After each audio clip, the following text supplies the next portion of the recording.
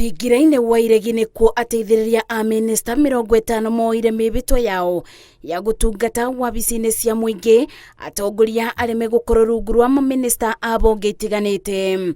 I, Evans Odhiambo Kidero, being appointed the Chief Administrative Secretary in the Government of Kenya, do swear that I will obey, respect and uphold this Constitution of Kenya. I undertake to hold my office as a Chief Administrative Secretary with honor and dignity. That I will perform the functions of my office conscientiously and to the best of my ability.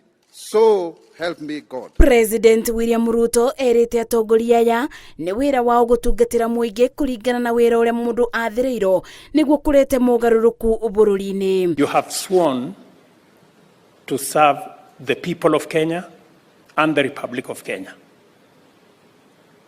I didn't hear anybody swear to serve their families or villages or communities or counties. I do expect each and every one of you to serve the people of Kenya in their entirety and the Republic of Kenya. Ruto aririkanĩtie ateithĩrĩria a maminista arĩa mebĩtĩte atĩ amwe ao mathuriro ona gũtuĩka matiamũikĩirie kura ĩrĩ ta njĩra ya kuonania wĩra wake nĩ gũtungatĩra mũingĩ wothe. I know that some of you participated in the interview in nominations or in elections to try and serve the people of Kenya in various capacities. You may not have been successful, but you attended the interview at the Public Service Commission and you are successful, and that's why you're serving.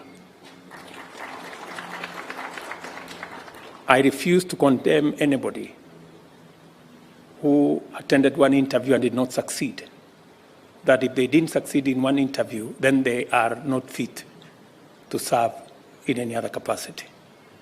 I think each and every one of us deserves another chance so that they can serve. Nĩguo gũkinyanĩria matanya ma thirikari arĩa mebĩtithĩtio mũrĩtio kwanjĩrĩria wĩra ũrĩa ũgũkorwo na ibenya rĩa gĩkĩro kĩa igũrũ, amu President Ruto nĩ erĩgĩrĩire kuona matunda ma mawĩra mao. Ngĩribotera Inooro TV, njĩtagwo Masi wa Ndia wa Mũrĩithi.